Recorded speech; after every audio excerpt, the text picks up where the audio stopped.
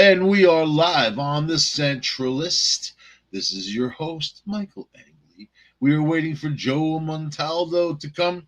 He got delayed by the border authority. You know, his last name Montaldo, and they're like, see Montaldo, and of course he's like, see. Then they put him in the van. They dump you, man. You know what? That's the trickery of the border. Oh, God. But he's on his way. We got Jay McNichols on his way.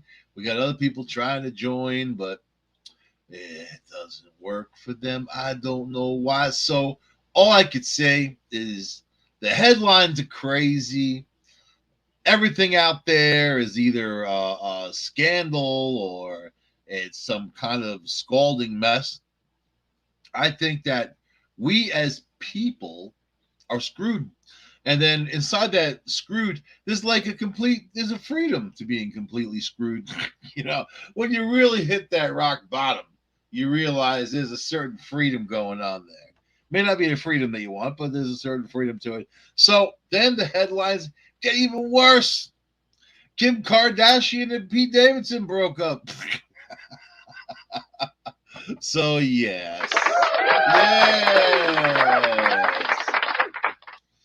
Uh, we're gonna have to when Jay gets in, we're gonna have to explore the reaches of their relationship, and if Pete Davidson even got to third base.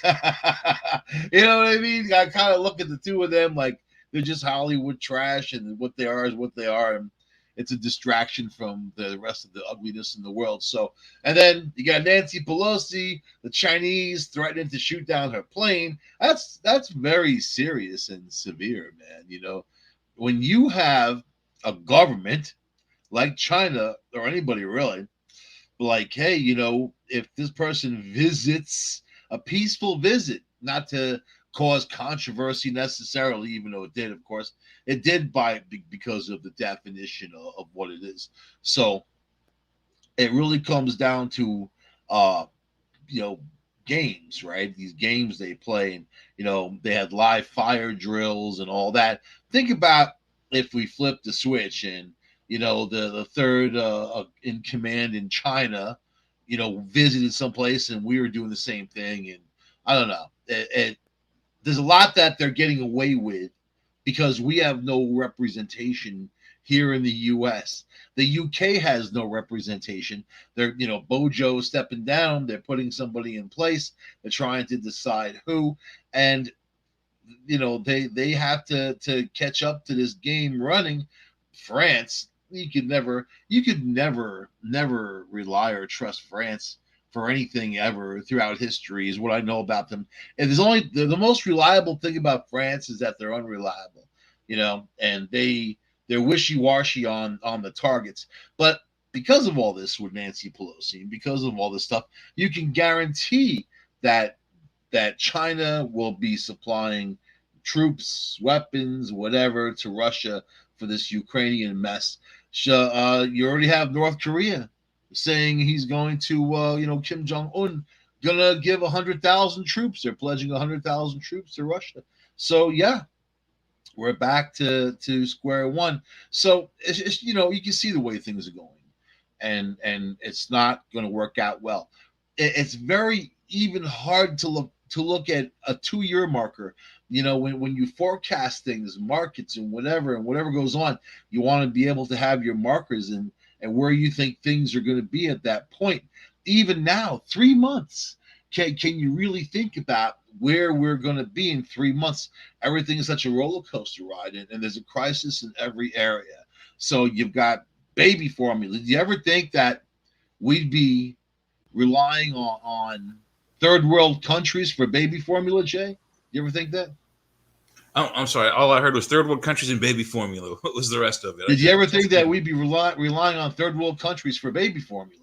No, I would have suspected that. That's kind of pathetic. With the manufacturing capacity this country has, that's an ashaming thing to hear. Of course, Jay McNichols joining us. He's our fetus attorney, man. You know what I mean? So we got that going, and if you need a consultation with him, it's between the two of you. But the reality is, we were just talking about. I was just talking about Kim Kardashian and Oh Pete God. Davidson the breakup between the two of them. So let me ask you the magic question: do you think that Pete Davidson got to third base with Kim Kardashian? No. No, huh? Eight was it 8 months, 9 months they were together. Uh, you know, no. I don't think that's too inaccurate. But the problem also with them is that they're all over the news. They got what 3 or 4 different television shows on like the higher end of cable channels, right? oh, I have no idea. I can't watch that stuff. I'd be going Yeah, nuts. they're literally on like 3 or 4 different shows on like the upper end channels in cable TV land. Oh God. Yeah. I know that they showered together, and I think that I think it was a relationship that she just made him crazy. Like here's my naked body, you can have it, but you can't touch, like a kid in the candy store, but you ain't got no money to buy candy. Well, Going no out matter how cool empty-handed. or how uncool you are as a boyfriend to these girls, you can't. There's no way any relationship's ever going to work. They're in the limelight way too much. There are way too many people hounding them day in day out just to get pictures of them, and I couldn't live like that. There's no way. Yeah, I think that these guys who choose show business, they kind of get that air, and probably after a while, yeah, especially when they're super successful and they want to be able to glide, you really can't, because wherever you go, there's a camera on you, in your face. There's people with long range lenses hunting you down, paparazzi who get paid for those intimate photos. You Yeah, know, unless you're at like a Hollywood Oscar after party, you can't go out and get drunk as a regular. Even if you have a designated driver, if you're a famous dude, famous girl, dude, whatever, you can't go out and have a good time and get really drunk because people are gonna throw you in under the bus and get all kinds of really bad pictures. I would be the opposite, man. I'd be getting rides from those paparazzi. Let's go to the store. Come on, come on, come on. Take a picture of me with a stovetop stuffing. Look at me, man. You know what I mean? It's like include them in your life until they're sick of you. Oh, that freaking guy! I'm sick of him. That's kind of the Seinfeld mentality. Seinfeld gets that phone call when he's just about to eat dinner from like a telephone marketer, and he tells the dude, "Hey, I'm just about to eat dinner. How about you give me your phone number and I'll call you when you're about to have your dinner, and we can talk all about it." Hello, hello. I've So made a that hobby works. of messing with these telemarketers now. And it's almost like they got their psychic, like they know what's going to happen. I could hear it in their voices, asking them to repeat everything over and over and over again, and telling them I can't understand them and stuff like that. Oh, it's fun. I'm afraid to answer my phone anymore because it's all telemarketers, and they have that thing like the national do not call list. So I call that in all anger. I'm like, I thought I registered on this damn thing. I re-register, and they get through. I don't know how it works. This guy was trying to sell me one of those extended warranties, so I was like all with it. I'm like, yeah, sure, sounds like a great deal. He's like, well, what year and make your car? I said it's 1970 Pinto. I'm like, it's got 378,000 miles on there. Not too bad though. So Right. I'm sorry, we don't cover that service. Well, you called me. Yeah, right. But it's a weird world, man. You know what, Nancy Pelosi. So what do you think about Joe's coming in soon? Joe has a problem with the border guard. They tried to deport him because of his last name. Uh-oh. They pulled that game. They say see Montaldo, and he's like yes, like he understands. Like that. Which is actually more Italian than it is Mexican. So You got to play dumb these days, man. yeah. You know what I mean? They're looking at everything these days. They're going to put him on a bus to Washington D.C. and ship him off, man. I don't know. He was out he's out working doing this thing, but he'll be any moment. He's racing. I said race to get back. You know how he is. He likes to drive. but the world. I mean, we have China who threatened our third in command with shooting down her plane. And having live fire drills to the point where they couldn't leave. They were stuck there until they ended those were live conveniently well scheduled. I have to admit, I mean, that's uncanny. At the same time, we had the USS Ronald Reagan and its group just a stone's throw away. And we know what's weird about the USS Ronald Reagan. Whenever it shows up, there's some kind of earthquake. You know what I mean? Oh, really? Wow. No, I didn't know that. A lot of people have alleged terrestrial weapons that are mounted on the round rig, and you know what I mean. So, but I don't know about all that stuff. I just know that when it shows up, stuff happens.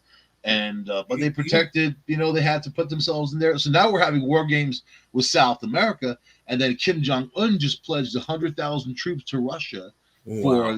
for the Ukraine. So now with China's sanctioning Nancy Pelosi. No more fortune cookies for her, I guess, or whatever sanctions they can put on her and her family. But aside from that, they've cut off communications with us. They've cut off the whole thing with the climate change and all that. And you can guarantee they're going to put skin in the game in the Ukraine. You can guarantee it. Guarantee it. It'll be a show of force like no one's ever seen, probably of just pure manpower. And you put a couple 100,000 troops in that theater, that's over and done with. Well, I mean, I've been saying it all along. There's something there that he wants, and I don't think he's really been clear on exactly what it is he wants. He keeps saying he just wants the eastern half of the country, and then in the background he's saying he wants to reunite all the broken up once the USSR countries. He wants to get them all back together.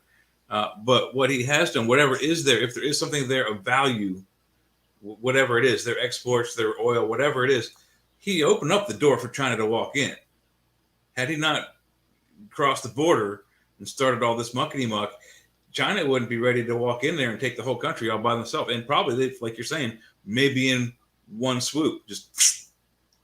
It seems like this was pretty contrived. Yeah, it seems like this was planned a long time ago on because China, they like to mine things and they're putting their hands in everywhere. But it's not looking good. And the U.S., we have no leadership. It's you see what's there, and the U.K., they're changing leadership. So I mean, out of responsible leadership throughout the entire world of first world countries, what's left? Canada. I don't my know. God, that little Castro Jr. Yeah. I don't think he's faring well, that dude. But in Canada, I don't even trust Canada. I know too many Canadians. But if we were to lose the big one, I wouldn't be so upset if Canada was the sole surviving superpower. You know what I mean? That's too cold. That would be really good for us, one way or the other. It's too cold. I think that people are like, Canada? No, everybody thinks the same thing. They're not that many people up there. They only have, 30-something million people. There's a lot of vast unexplored wilderness up there, like the entire of the Pacific Northwest forest. Yeah, the North Pole. And it's like, I don't know. I think that'd be fun to go up there and poke around. And I don't know. I hear the mosquitoes are the size of baseball bats. So when you go way up north, like Saskatchewan and all that, so I don't think that's true. I think they actually get bigger the further south you go. But in any event, I have seen mosquitoes that decide whether or not to eat you there or pick you up and fly you home and then eat you there. I've heard the opposite, like mosquitoes in Alaska. I have friends who go to Alaska. They're like, the mosquitoes are unbelievable, and they're huge, and they're painful, and I'm like, forget that, But hey, you know what? I'm putting out a hunting party for Sasquatch. I've decided, actually it's UPRN who's sponsoring it. It's $1 million prize for anybody that can bag a Sasquatch. What do you think of that, man? I don't think it will be hard if you can, whatever area you're going to go doing it in, you get all the proper licenses. Licenses aren't up to us at the stations. It's more the user. Right. Well, whoever's going to go up there with the intention to shoot a Bigfoot, get a bear license. When you accidentally shoot a Bigfoot, you go, I thought it was a bear. Exactly. See, up there, down there, over there. There's a lot of places reporting these things. I would like to see some action. I'm also looking for a chupacabra. If they can muster one. I think you got to go quite a far bit further south for one of them. But Bigfoot, they're definitely up around this area. Yeah, man. I don't know. That's the fantasy world. I think that some people think it's like for the real. I don't know what. You know what? This is what the deal is. It's a crazy world that we're in, and I have nothing to compare it to because it's the only one that we have. But we're in a place of a lot of pushback in a lot of different areas. Even that freak Alex Jones. Alex Jones, the guy. I don't think so. He's that dude who has that show. He's like on YouTube. Was on YouTube. He's like a conspiracy guy. He's all with that. So He went after the Sandy There's a Hook lot of parents. those guys out there. Yeah. He went after Sandy Hook, saying it didn't happen. It was, a government thing, and it was Yeah, all he was false. just recently in the news. Yeah. He's Yeah, all he just lost his weird. case, and he's got to pay 45.2 million in punitive damages to those parents. And he's done. His show is done. He's done, and they're basically suing him out of existence. Yeah. But what do you think about people who? I mean, like even the gun manufacturers who were held accountable because of the gun the guy used. What do you think about holding them accountable? I mean, I don't really see how you can. Well, no, you can't. And look, I got a good example. I have a perfect example for you. So, um, this was probably back in the mid to late '80s in Montgomery County. As the group of kids with a handgun had just recently stolen a car, and like whatever reports about the car being stolen hadn't gotten out over the radio yet because it hadn't been reported being stolen. So, however, one of the Montgomery County police officers pulled this car over, and the officer had a metal, clipboard ticket book in one hand and his flashlight in the other. And he went to go ask the driver for his license and registration, insurance, and all that. And when he got up there, the driver reached for the handgun that was on the side armrest.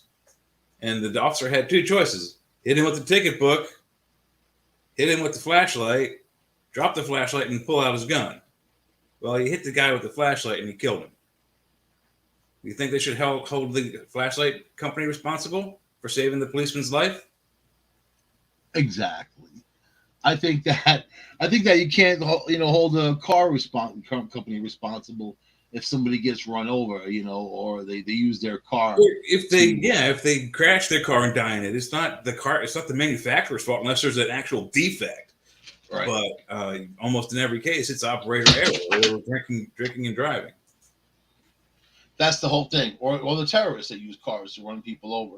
You can't go after to GM because they made there was a misuse of the object. These things aren't made for that. So, but we're in a day and age where people are doing this and they're holding other people accountable because these other people couldn't be responsible. And then if you look at cities like New York City, that they keep releasing criminals. Those criminals right away go commit more acts of crime. Sometimes worse, they shoot police officers, people stab people, kill people. This is every day, all day long now, and there's no safety. But you have George Soros money who is supplying these so-called woke DAs, and no one will get rid of them. Hochul in New York State, Governor Hochul will not get rid of this guy.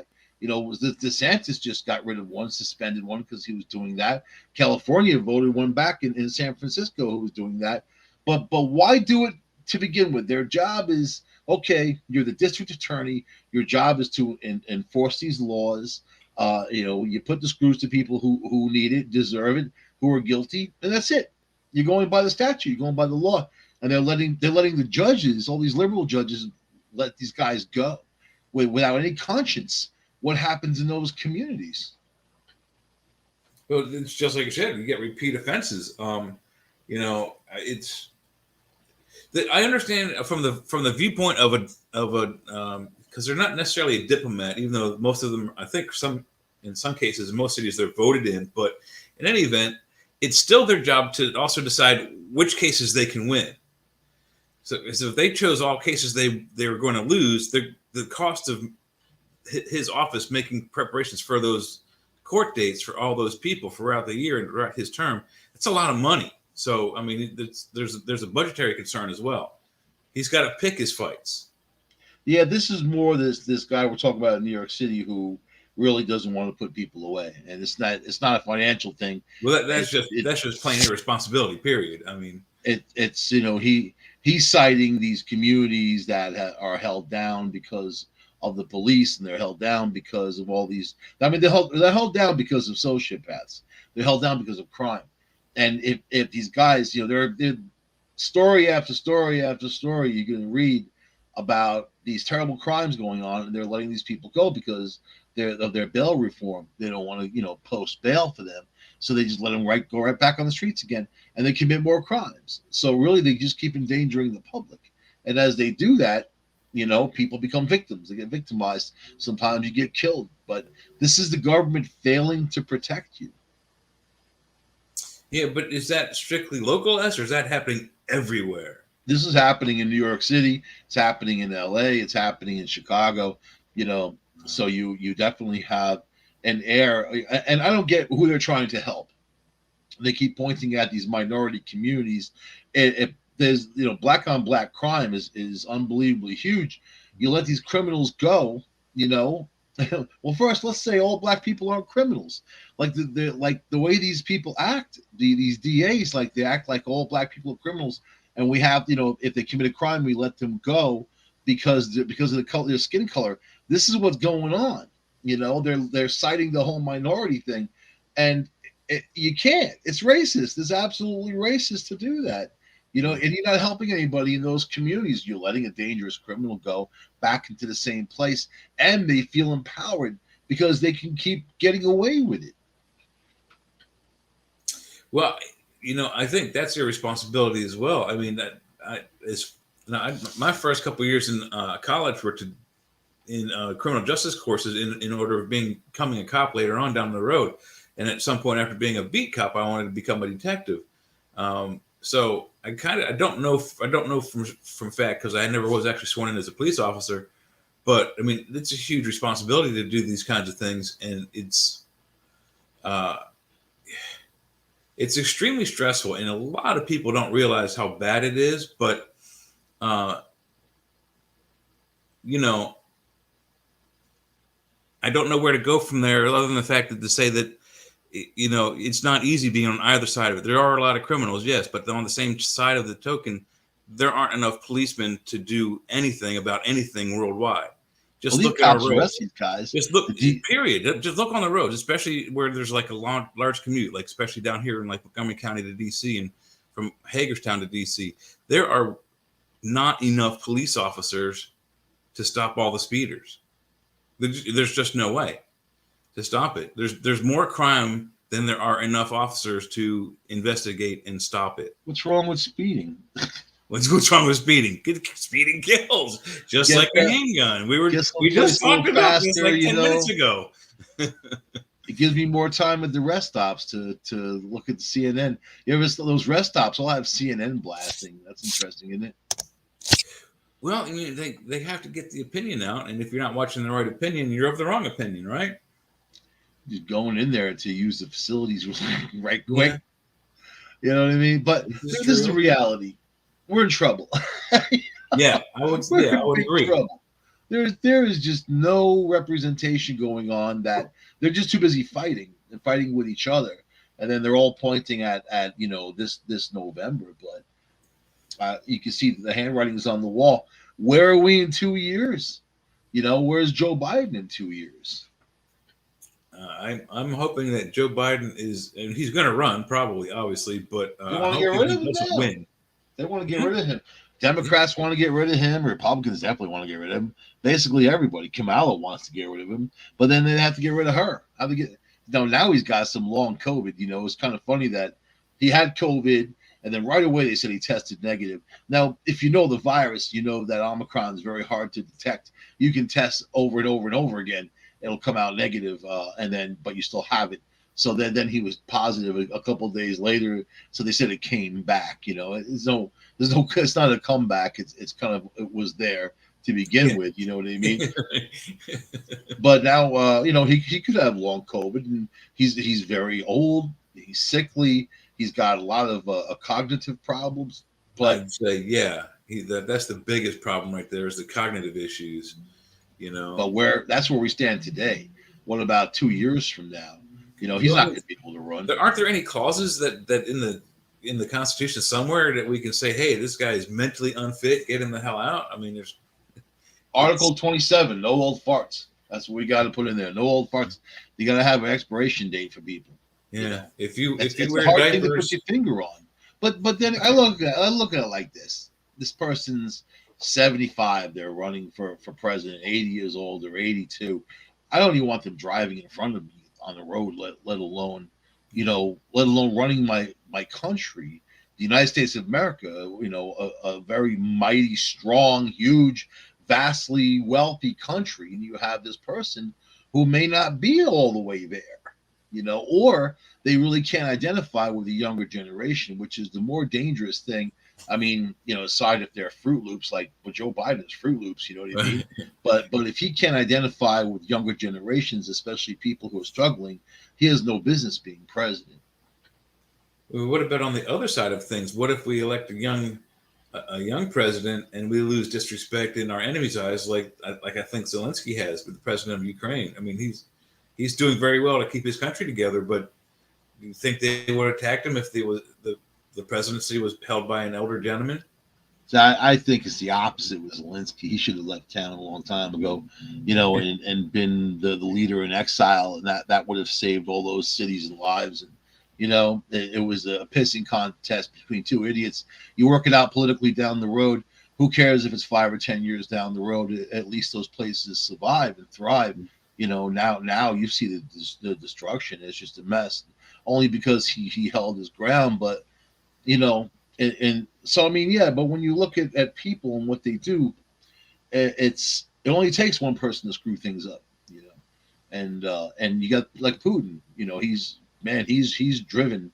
He's really driven against the Ukraine, and it seems very thin. It just seems like you said earlier, the reasoning to go in there. There's got to be something much more significant for Russia to engage. What could there possibly be that's of interest to where Russia was before the invasion? They were a much stronger country. Now he has weakened himself by doing Russia has they've lost thousands of tanks, and they've lost generals, they've lost commanders, people that they lost their the Wagner group, which is Putin's personal army, So and then now so they put Syrians in there, they got a bunch of Syrians to come and fight. So he's pulling out other areas, looking for other groups to come in. Now you got Kim Jong-un pledging 100,000 troops. China's going to be doing similar or the same. So China doesn't just take over Ukraine all by itself in one fell swoop. It has the manpower to do it. Doesn't have if they want to do it, because you got to look at the outcome to all of this. This has put a financial cramp on the world. It's endangered people's governments. It's endangered the way people live their lives, their food supplies, their fuel supplies, everything and anything, right? And they kind of can cripple things that way. If China decided to shut down manufacturing altogether, it would hurt them, but it would hurt the world more, because China, most people in China live on 98 cents a day. I think a lot of people have this suspicion that they're a wealthy country. They're certainly not. So they can survive. Doing what they're doing. They don't necessarily need the United States. I don't know. It's a real. If I was playing the game of Risk, and all this stuff was going on, I'd be like, It always ends up in the Ukraine. Isn't that interesting? Yeah. It's like the gateway to Europe from that side of the planet. In a game of Risk, when I started choosing, I would choose places nobody wanted. I took Australia, New Zealand. It's only worth 2. Nobody wants it. It's worth 2 every big deal. You get 2 dudes every turn. So you know what I would do? I would just roll the dice, and I'd plant my troops in those places and just mass them. I would mass and mass. Everybody's fighting it out, killing each other off. I'm massing my troops in those places, man. You couldn't even get in because at one point, I'd have like hundreds.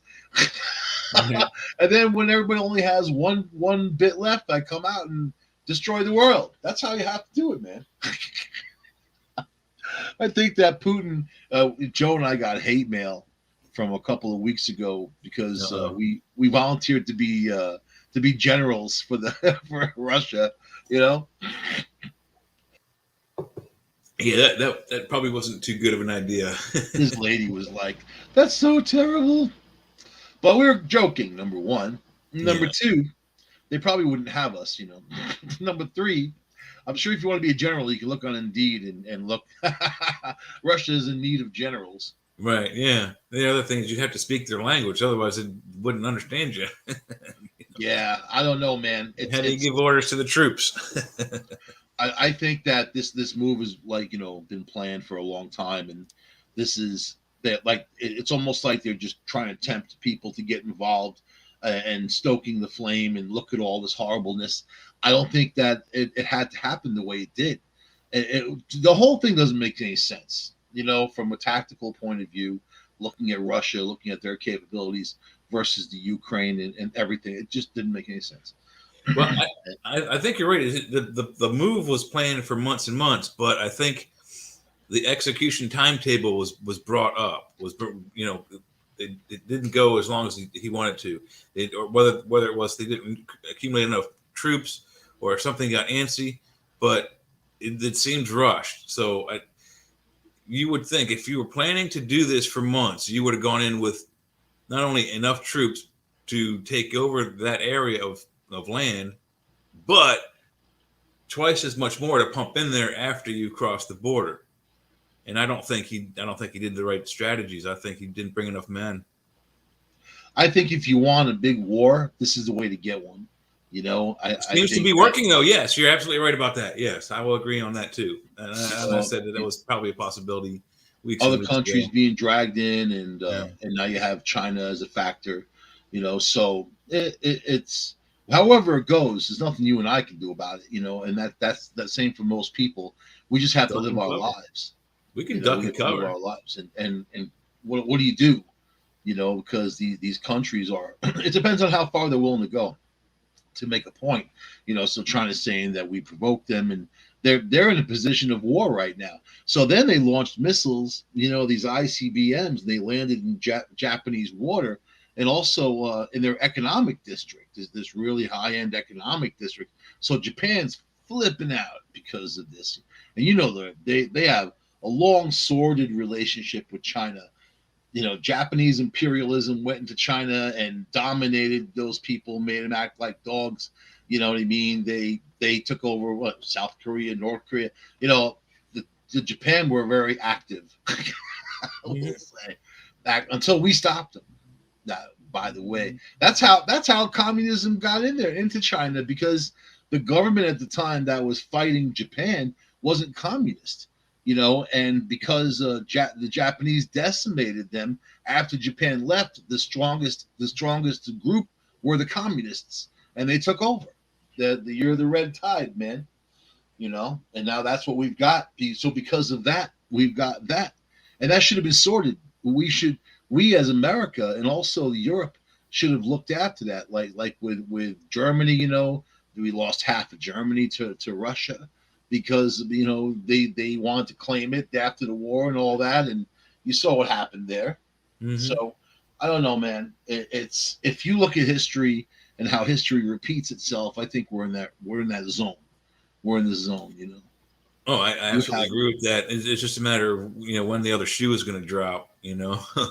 Pandemics always come with war. World War I was step in step with the Spanish flu, which killed millions of people around the world. Yep. I mean, if you think about those kinds of terms, I think that I want to keep my head low, stay out in the country. Yeah, you would be far better off out in the country somewhere than near any major cities. I think where I'm at, I'd be okay too. There was just a fight of 40 people the other day, not even a couple miles from where I am. 40 people in a fight. They arrested all of them. They arrested them, and they're going to have to go through court and do it. But there's people on edge that are doing things they wouldn't normally do, with weapons, without weapons, and that you never know when someone's going to react. You could be at a parade, a 4th of July parade. You could be shopping for food in a supermarket. You could be anywhere, riding a bicycle or walking down the street. Anything, right? Yeah, absolutely. For these freaks. Then they ask us why we need AR-15s. Because it looks cool. To keep the freaks away, And huge spiders, let's face it, man. I don't know. I think a shotgun's a little bit better for a huge spider than an AR-15. Too many holes. Too many. Yeah, but using slugs. Maybe slugs. Stops the spider almost immediately. That's the good thing. Slugs, I'd say, but I think that people are reacting and overreacting and everyone being offended. In New York City, the guy killed a dude at McDonald's who worked there because he gave him cold fries, gave his mother cold fries, and the guy's girlfriend hands him a gun, and he was already convicted on gun crimes, already a convicted criminal, had done severe time in prison, kills this McDonald's employee, dead, dead. Because of cold Instead of saying, "Hey, dude, can I get 3 fresh fries? These are all cold." What a that's yeah. Some kind of argument ensued. I'm happy to get what I ordered. Yeah. Well, I mean, but even so, I mean, most restaurants, even fast food restaurants, you go up there and go, "Hey, these are all cold." They almost always will, like, stop the line of what's being made and go and get you some French fries really quickly. They don't cost anything to make. I can't believe they would go and shoot someone over it. That's awesome. I'm a simple kind of guy, man. I'll eat cold fries. I like cold. One of my favorite things is meatball and spaghetti, like cold out of the fridge. Put a little cheese on there, man. It's just I used to like spaghettios out of the can, man. That was like boom. Oh, I can't do spaghettios. My mom That's was that's life of rock and roll, man. My mom was second generation Italian. I would never disrespect her Italian food by eating Chef Boyardee. I don't eat spaghettios anymore, mainly for the salt contents, like so unhealthy, But if you're simple, you get by through life easier. If you get complicated, that's when people become really unhappy. But there's people who are at the tipping point mentally anyway. They're not all there, and that's true. They're out there in large numbers. And, when you're being bombarded, think about our last few years. You got COVID-19, 2 years of lockdowns, basically. Life totally shifted and changed, I had a friend who had an autistic son. He didn't understand why he couldn't go to school. He was, locked down for a long time. That school closed for that whole year. So, this impacts people, not just people who are like, developing disabled, but just people who are, maybe right on that tipping point where normally if they have a good day, they're fine. But, the ones who just can't take the bombardment, just the constant. And then you have political rhetoric. Everybody's saying everybody's lying. Everybody's saying everybody's suffering because of somebody else. You have lies. You have outright lies. The job market. Oh, they added 500,000 some new jobs. Yeah, not in white collar jobs, not jobs you can get. You go on Indeed and you look at those jobs. There are thousands of people going for one job. That's the real number. But they're going to say no, we're creating these jobs. They also don't talk about the jobs that were lost. So I don't know. It's a lot of people trying to survive out there.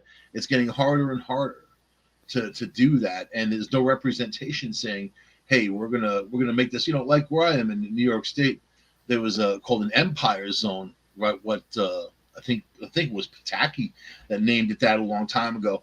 They appropriated millions of bucks, billions of bucks to build up the Empire Zone to bring business. After IBM closed down most of the facilities, they laid off tens of thousands of people right before Christmas. I remember that when it happened, and then Endicott Johnson, other big companies, Penguin Publishing, all these big companies moved. They either moved or whatever, right? But they left people hanging. They left businesses hanging. They left those families hanging. The ones who could afford to moved. But the government came in, spent all this money, and they didn't retain not one business, nothing. And they were throwing deals at them and whatever, just like Amazon, right? That they wanted to put Amazon in Long Island City. So AOC takes the credit for killing that deal, and Cuomo was all hot for the deal. Meanwhile, they weren't thinking about Syracuse, New York, which has an international airport, cheap land, lots of open land, easy in, easy out, right close to other places like Rochester or Albany, but because they exclude upstate New York. So the politicians don't represent us. And then when those jobs go, they go, but now look at New York City. People aren't coming back to work.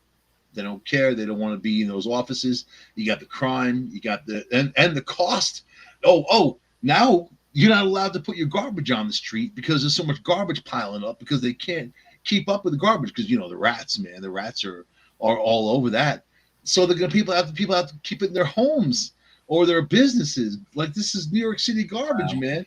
So what do they think is going to happen from all of this? Well, you let enough of that happen, your civil services are going to break down. There's going to be chaos. I'm saying escape from New York. I'm saying Kurt Yeah, Russell. Kurt It's- Russell, I you didn't know, say it exactly like that, but yeah. the United States Police. You got Lee Van Cleef, who's the leader of that thing. Uh-huh. You know, I mean, isn't that the case where you ever play Grand Theft Auto, the video game? Well, maybe a long, long time ago, the coin operated version, but it's been decades. I just dug out my PlayStation 2 from back in the day, and I got Grand Theft. I only have like 3 games. Grand Theft Auto is one of them. So it's a game basically you can just get out of one car, shoot people, and get into another car and crash that car and whatever you want to do. And you're living a life of crime. You get hired several times throughout the game to commit these acts of crime for different groups. And as you do that, these people are coming at you.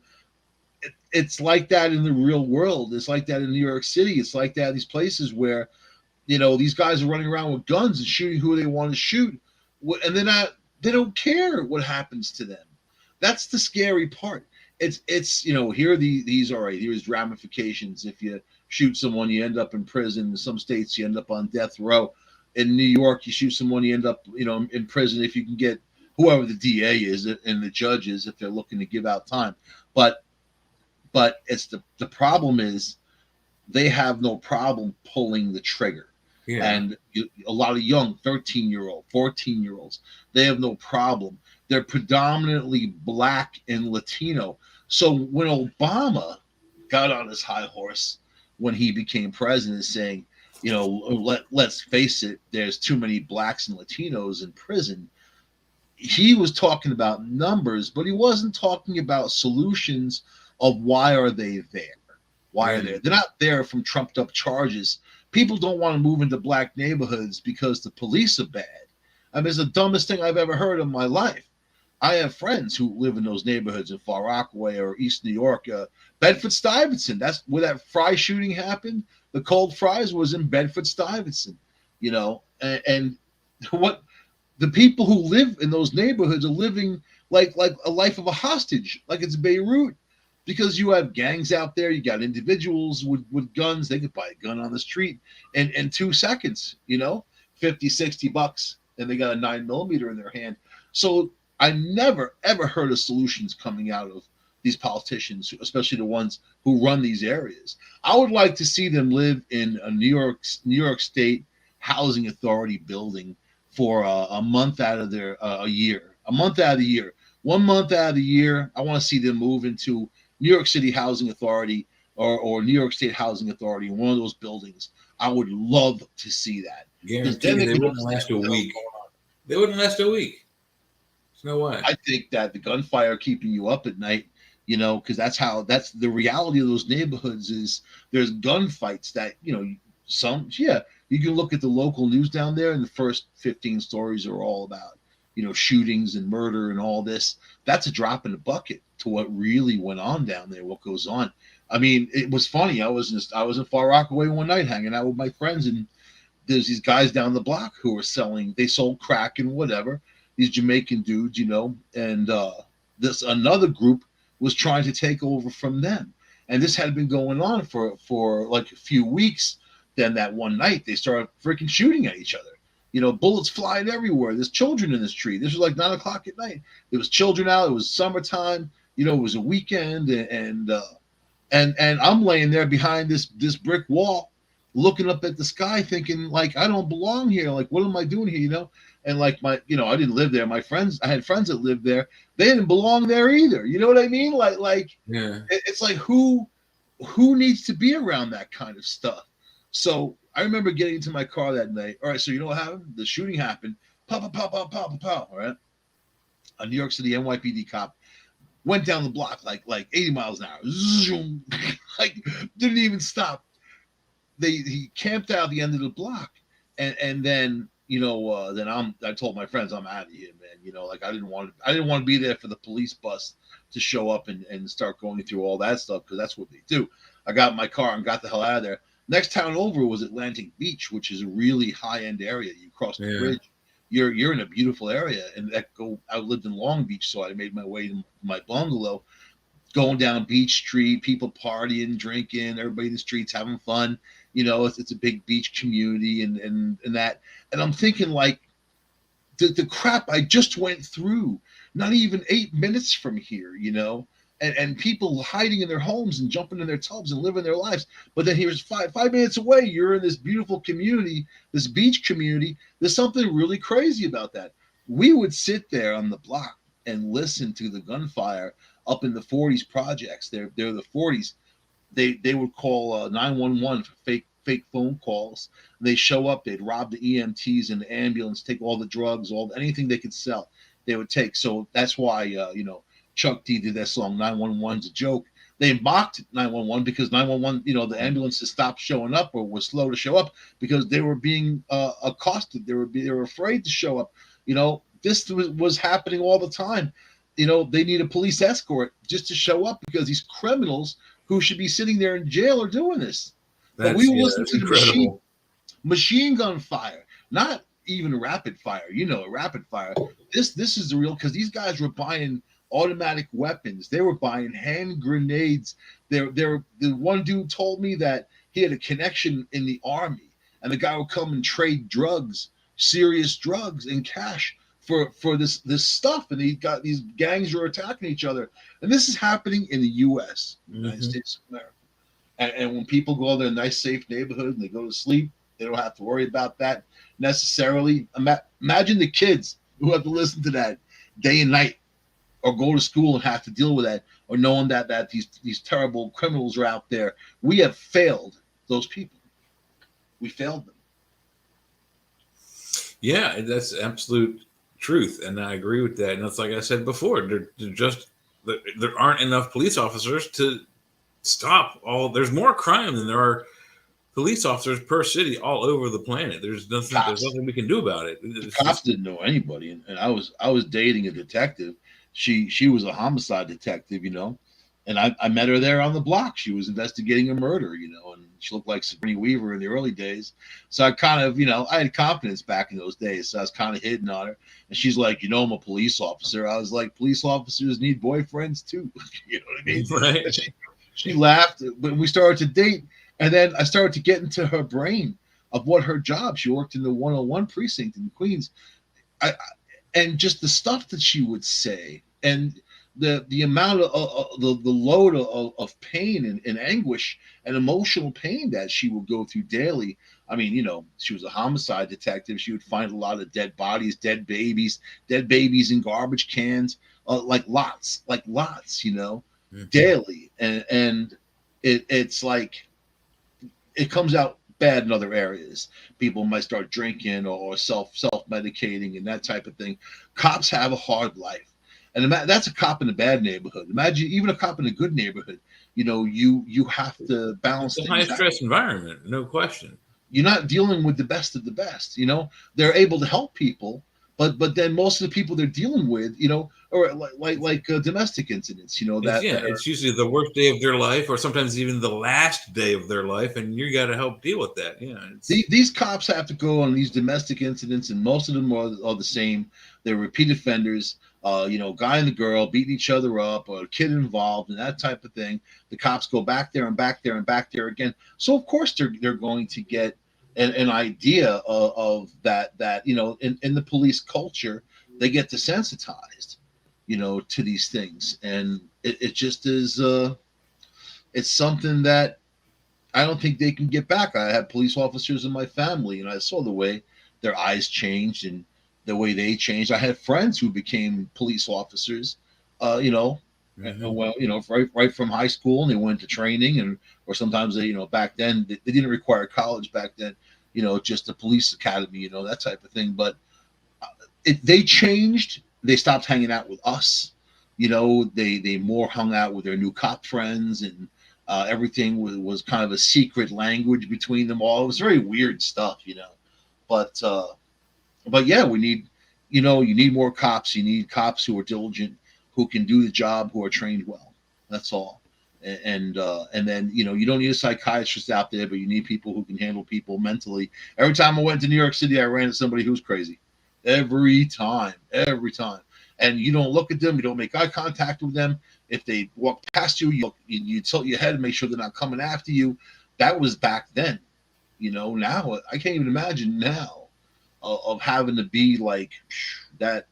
That you have to be on all the time. You know what I mean? Like paddling a boat, right? Yeah. There's no moment that you can't be looking around. You know. And that's really no way to live. I mean, if that's how, I mean, I've been in New York a few times. And this was, back in the mid 90s, early, 88, 89, 90, early 90s. It wasn't that dangerous back then, but if it is now, that's just absolutely no way to live. It was different dangerous back then. Like I just described a drug block and two gangs trying to take over. That would be the bulk of your attacks and your shootings. Or I mean, typically speaking, a drug block in of itself that's not being taken over is a safer place in those areas because the people who run those drug blocks don't want anybody robbed who are going there to buy drugs from them. Yeah, They don't want to know about it. Yeah, and it's just they don't want to stop the flow of customers. I when I was an entertainment writer, I did a review. I reviewed a band. This place called Lismar Lounge, which is on First Street, New York City, between Second and Third. So on Third Street, you have the Hell's Angels chapter, right? Beautiful motorcycles. You go up that street, you know what I mean? The bikes line the street, and a lot of bikers use club bikes, which are very ordinary. They don't stand out, so they can't be identified later on in any kind of crime and that type of thing. But a lot of these guys have big bucks, and they put a lot into their motorcycles. Anyway, that's who was hanging out in that bar. They're all Hell's Angels. So I'm there with a friend of mine, and I'm talking to this girl who was shooting pool. My friend's like, she's probably the property of one of these Hell's Angels, and like, just beware, be careful. So I was like, all right, I get it. You know what I mean? Like, that's the way it goes. So I go outside and start talking to this biker dude. He looked like the Allman Brothers, like the long hair, yeah, the rose-colored glasses, and at night, it's like 1:00 in the morning. We're sitting on First Avenue. He's got an aluminum briefcase with him, like sitting next to him. So we start talking, and he's like, dude, this is the safest block in New York City. Yeah, I'm like, why is that? He's like, because the Hells Angels don't let shit happen here unless we want it to happen, So, and I was able to meet this guy, Chuck Zito. I don't know if you ever heard that name. He became like the spokesman for the Hells Angels after that, like way after, because my interactions are going back way, like late 80s, early 90s. But I don't know. You know what? I feel like I can have a conversation with anybody, I had friends who were like, they're the Hells Angels and whatever. But on Long Island, you had the Pagans. Like the club that I hung out at and did a lot of reviews were Pagans were the security there. So it is what it is. These people don't mess you up unless they have a reason to mess you up, basically. These days, people are getting messed up because of no reason. Because, they walk past you or they don't like you or, it doesn't matter what color your skin is. It doesn't matter. A lot of attacks on white people, I'm going to say that, the media is not saying it. And I think it needs to be said because a lot of this hate has been driven against white people, especially white males, from the left. And I don't. What is their reasoning? Why bother doing that? Got to be some tact behind it. If it doesn't give them money, they don't really back it. I mean, that's why Tesla his system wasn't taken because he couldn't put a meter on it. Everything was going to be free. So whatever it is, it boils down to money. Guarantee that much. I know that when I meet someone who said that, hey, they used to live in Brownsville, like, East New York, right? Yeah. Terrible area, man. and they moved out of there and now they're living upstate or whatever. I automatically have truckloads of respect for those people because they got out of a place that's almost impossible to get out of, and it's interesting. Like even in Rockaway, there's a bus that just goes in a big loop. It goes to like DSS, the supermarket, the thrift store, then back to the neighborhoods, right? It's like they're, it's institutional. It was designed that way. They want people to be down. They want people to stay down. They don't want people to be successful. And I'm big into history. When I look at all these pictures of like black people going to baseball games, way back in the day, right? Dressed up in suits and dresses, and everybody looked good and were happy, and they're doing their thing. And whatever happened from that point to the civil rights movement to now, there was a lot of failures in there. But I don't think the Democrats are their friends, and I think a lot of black people are seeing that. A lot more supporting Trump, people like that, or DeSantis. So who do you think is going to be the main person in this race? I mean, the Democrats, they got problems. I don't think they can stop Biden from running, and I think he will, but I don't think they can find someone else. If they want to, the Democratic Party can choose anybody. They could choose a Republican. They could choose anybody to run.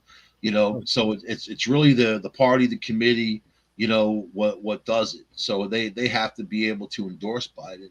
If they don't endorse Biden, he's not going to. He'll lose his money. He'll have no war chest. Whatever his son has, his crack money that he's got tucked away, or whatever Chinese money they have coming in, right? Because he keeps saying he never met those business partners or hunters, but the truth keeps coming out that he did.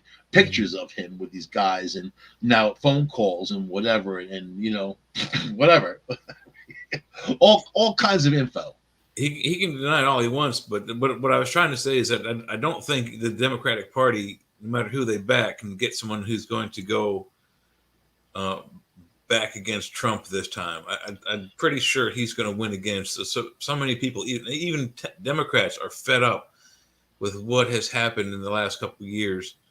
I don't think there's any party, there's no one candidate that they can throw out that would run for the Democratic Party that's going to beat Trump this year or the next. AOC's talking about running. She's talking about throwing her hat in the ring. Who? Clinton again? Alexandria Ocasio-Cortez. Oh, she'll be old enough by then, but she's not going to win. She has no winnability against somebody like Trump, and Trump's got a lot of skeletons in his closet at this point. It's going to be hard for him to go forward.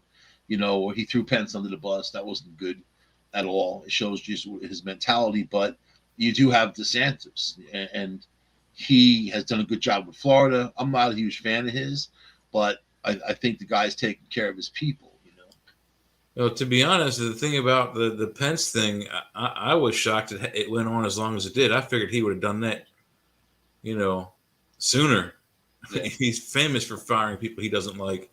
And I figured he didn't like him very much from the beginning, but he stuck with him. The Republican side is going to be pretty straightforward. They'll have, they'll have their primary. They'll do whatever they need to do. But it's the Democrats. They're in a terrible, terrible position. Unless they get everybody to volunteer and help. Kamala steps down. She doesn't want to do it.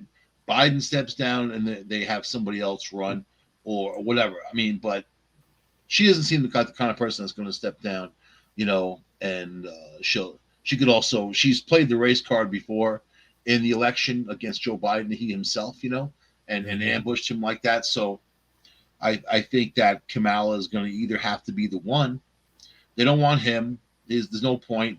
They'll come down with some mysterious thing, or they have to save face with Biden. They can't say he's stepping down because he's incompetent. There has to be some kind of, he's really sick and he can't do it anymore. He had a stroke or, something like that, whatever. They wanted him gone and he got COVID all of a sudden. So that was interesting, the proximity of that time. Yeah, he has it, then he doesn't have it, then he has it again. Yeah, that was very convenient. And like you said, I really, if you go through the Democratic Party, they were talking about Kamala and Pete Buttigieg as, him as VP, right? And it's not, people don't like him. I know a lot of Democrats, they just don't like him. What's not likable about Pete Buttigieg? I don't know. He sounds a tad foreign, though, doesn't he? I think that, the guy's a mayor and now he's in charge of this transit. He doesn't know what he's doing, and airports are messed up and they're canceling flights and he can't get on top of that. So, after we gave them billions to stay in business during COVID, during these flights and keeping their pilots trained and ready to go. So whatever they did with that money. But I don't think that if he's not likable and she's not likable, and the Republicans come out strong because Trump's got the support still, and all he has to do is say, "Look at the last 4 years." That's all he has to do is say that. He doesn't have to brag about himself. He doesn't have to do anything. He will, though. Is the problem, like he just can't stop. His ego is so gigantic. Yeah, he's a little high on himself. That's kind of the problem. And I don't really care so much about the personality or the mean tweets or any of that. Just if you can get the gas down to like $2 a gallon.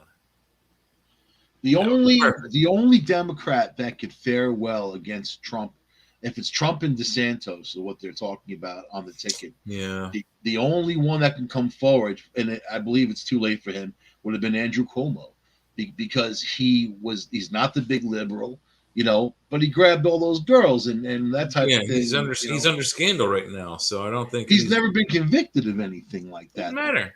All you have to do is smear the guy. It's a smear campaign. They don't care if anything is true. But the only ones that would really smear him are the Democrats, because the Republicans got their own problems. You don't mention January 6th, we won't mention the girls. That sounds fair and reasonable. They have to sit down at a table and think about what they're not going to talk about. Hillary's talking about running again, so, and if there's a third candidate, somebody who comes from the side who's not a Republican or a Democrat, and they stick with it, that could throw a monkey wrench into the entire thing. Yeah. Like you could run. I would support you. I'm old enough. I wouldn't mind running, but I don't have the money. You have to get 5,000 signatures, I think, in all 50 states to 50,000 per state.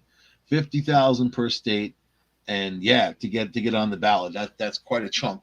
That's a lot. I'll bet you $5 that Washington didn't have to get 50,000. There's a secret though. When I ran for sheriff in upstate New York, I did it as independent, and I learned my lesson. I learned why you should never do that. Number one, if you run as independent, all right, so let's say you're a Democrat or a Republican, you're in a party, they get to go out in early June to start collecting their signatures to get on the ballot. If you're an independent, you don't get to go out until August, so now if you sign somebody else's ballot, a sheet, you can't sign mine. You can only sign one, so by the time the independents come out, months later, and people already gave their signatures out, if they did it all, it makes your job harder to collect those signatures. So you only need, so let's say you're in it was the Green Party in Ithaca. They only had 150 members, I think, or whatever. You only need 5% of that in signatures to get on the ballot, right? Wow. So just a handful of people. Same for Democrats, same for Republicans, 5%. When you're an independent, you need 5% of all parties. All of them. So I needed 1,400 signatures just to get on the ballot. I was going to supermarkets, standing outside on weekends. I was talking to people. I was doing all that. I got to over 800 signatures, which was more. The Democrats needed like 150. Republicans was less, and the Green Party guy needed, I think, 5. And then he got the ballot. I didn't get on the ballot. You see where they wanted the voting to go. The parties are in control. They don't like independents. They make the rules in favor of the parties, not the independents. The only way to get around that is to choose a party, get nominated. You need at least 2 people to nominate you in that party. Then you go out and collect your signatures. But it's a game that's controlled. It's not the free voting like people think it is. Mm-hmm. And I would have been an awesome sheriff, man. I had a great platform. Yeah, no crime. I was going to bring criminals to the border and tell them to leave. You know what I mean? Bye. Yeah. In the middle of the night, if I see you again, you're not going to be happy. No. I mean, of course, you can't do that these days. It didn't work out so good in Rambo First Blood. In Ithaca, New York, they're trying to disarm the police officers. They're trying to take their guns away. Because that's got to tell you where they're at. That's insane. I mean, look, I get it. They're carrying what is a extremely lethal weapon. Are they trained to use it as such? Yes. Are they trained enough? Maybe not. But it's infantile to take that away from the cops. The cops don't carry those guns to protect you and me. They carry them to protect themselves from other criminals with guns. Well, now they're outgunned. They're outgunned these days. Yeah, well, they're that too. But I mean, it's the weapon is their criminals? protection, not yours and mine. They got pictures of these guys in New York City with extension magazines on these automatic Glocks. They're buying this stuff on the street. The cops are outgunned. They're outgunned. You know, even if they have, you know what, they got 16, right, 15, or one extra in the chamber and that type of thing. You If know, they're shooting a Beretta, they can have up to 16 bullets. Yeah, but these absolutely. guys are coming out with 30-round magazines and doing it, and they're criminals. They don't care. The cops want to go home. They care. The criminals, it's like they don't care if they get killed. This is the problem. Another problem in that community, the black community, which you know what, I've been campaigning to level the ghettos, right? Get people living on an honest standard of safety and opportunity. The ghettos don't provide that.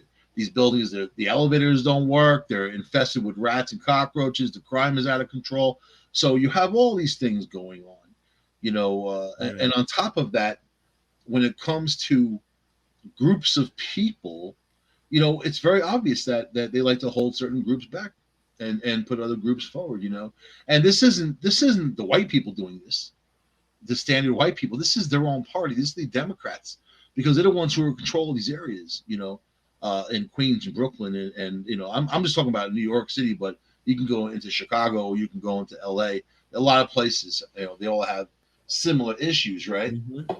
But most of these young black people and Latino people think that they're not going to get past the age of 21. They think that they're going to die.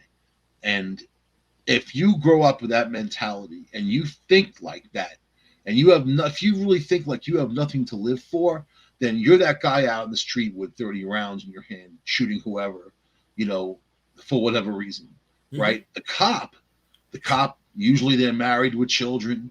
They're family people. They want to go home at night. Even if they're not, they still want to go home at night. They're not willing to die necessarily for that job of being a police officer. So at some point, the crime and being outgunned is going to be a deterrent for the police. They're not going to want to be police officers. They're not going to want to work in those areas. They're going to say no.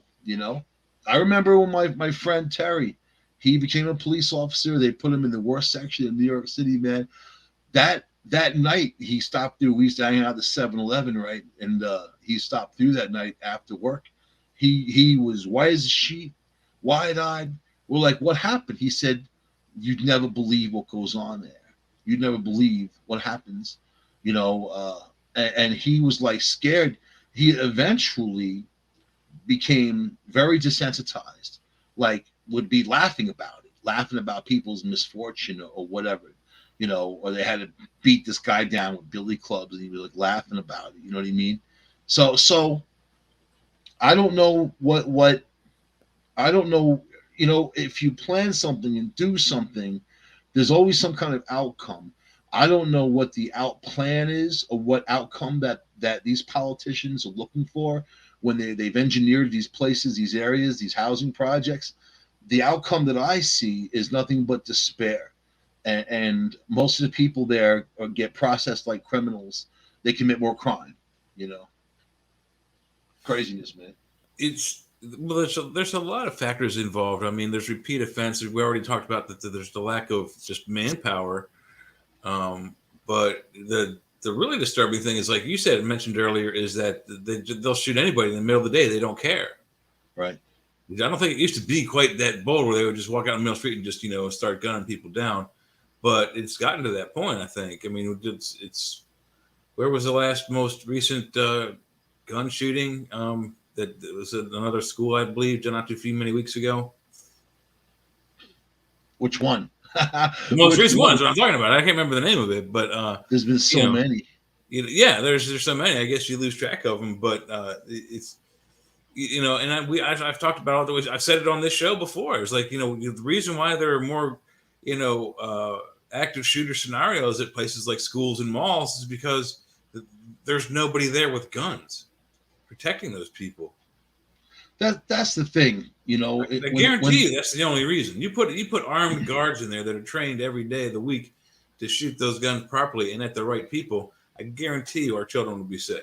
If they are. You saw what happened to those cops in Texas They sat out in the hallway while that guy inside was murdering children and begging for help, on calling 911, begging for help on their cell phones. This guy was shooting them one at a time, and those cops did for 45 minutes. Those cops didn't go in there, and there was a load of them. And the second one goes in there, they're going to engage. The guy's going to shoot back at the cop and stop shooting the kids. You engage the suspect and you stop them. Mm-hmm. They could have stopped him before he got into the building. The first cops on the scene were old and obese. They weren't, in my opinion, they're not in any condition to be a police officer. It's an athletic job. It really is. You have to run after people. You've got to be strong in that job. There should be a weight and body size issue. I don't believe that women should be police officers either. I've always maintained that. Same as frontline soldiers. You have people that just, how many videos I could show you that women have had their guns taken away from them who are police officers, got punched in the face, not even by men, by other women, So when you're 5 feet tall and you have that gun on your side, the gun is no guarantee that you are going to survive. You need to be that powerful person in of yourself. Andy Mayberry, he didn't even carry a goddamn gun. Well, but you're right. There should be standards of size and body mass. I mean, I'm sorry if you're 5 foot 100 or 5 foot 90 pounds soaking wet, male or female. I mean, I could take somebody out that small. I'm 5 foot 9 and 185 pounds. Not only do you easily lift a cop that was 5 foot tall and 90 pounds over my head and throw them into a wall. Then you're putting a gun in the middle of the mix, a gun that didn't necessarily have to be there. Same for schools, same for pilots. When they want to arm all these people, there are other solutions in my view. But when someone's coming in with the intent and you're unsuspecting, you don't think 11 o'clock this morning someone's going to come in the school and start shooting everybody. There was right after that one in Connecticut, right? That Sandy Hook shooting, all schools were locking everything down. I went to pick up my ex's kids, from school one day, and I was able to walk right into the elementary school. There was a girl there who was, a young schoolgirl at a table, with a sign-in sheet, and she's like, "Well, you sign in." I was like, "Is this? Are you the security? Is this what they've got going on?" Because I was able to walk through a door that they're supposed to buzz you in. Mm-hmm. I was able. The door was propped open. I just walked right through. And if I was a shooter, I would have access. The girl at the desk is not going to stop a gun, and nobody else is there either. So, but they don't expect it to happen, but you have to. When I was in that end of that business, as a bail enforcement agent doing things like that, you gotta expect anything at any time, and expect someone to react any which way at any time, and that's you're not going to be safe no matter where. You're never safe. Yeah, I mean, there's a lot of unsafety in the world, but until you have a better solution, I guarantee you, putting trained, even just off-duty police officers in our schools during the daytime, I guarantee you will reduce the amount of active shooter scenarios. It comes down. It really comes down to security, but it's multi-pronged. The people who are at risk. It's a huge problem. The would-be shooters out there need to be sussed out. The red flags need to go up for that. But the schools themselves or businesses themselves need to be able to lock people out and give themselves a buffer. If someone's trying to get in, you've got a couple of minutes at least to get your security guard there with a weapon. But, a security guard could be in the back of a school walking around. It could be anywhere. He's not necessarily going to be in the area that. But depending on the size of the school and the amount of students that are there, you may need 2, 3, 4, 6, 10 guards to cover the grounds and campus. That's the problem if they can afford it. Most schools don't have a budget. You're talking about $50,000-$60,000 per person. In any kind of real area. Think with what some of the revenue, some of the government takes in for their Black Ops parts, they can steal a little from Peter and pay Paul and get some of these programs going to keep our children safe. They're hiring 81,000. If that's their job, and which it actually is, it's protect Americans. So they're hiring 81,000 new IRS agents as we speak. 81,000. So wow. Maybe you can half that and hire police officers. people who can shoot, or get some veterans who aren't afraid to be the police officer on the spot, Right. and swear them in, right? All you have to do is swear them in. It's actually pretty simple. Any sheriff in any county can deputize anybody, basically. Do you know that? I And believe that is true. Yes, and so can almost any county agent, like the mayor or the city, whatever alderman, they can also help with that. But I mean, deputize, they that's take the oath of office, and they're mhm, they're in. yeah. But I But it don't. ain't gonna happen. It's not gonna happen. Because the liability. They don't. I don't think they care. I don't think they care. The ones who run the system. That the cop who told people not to go in. He's a city councilman now. He had won before this happened. He didn't answer for anything. He didn't answer for dereliction of duty. To me, that's dereliction of duty.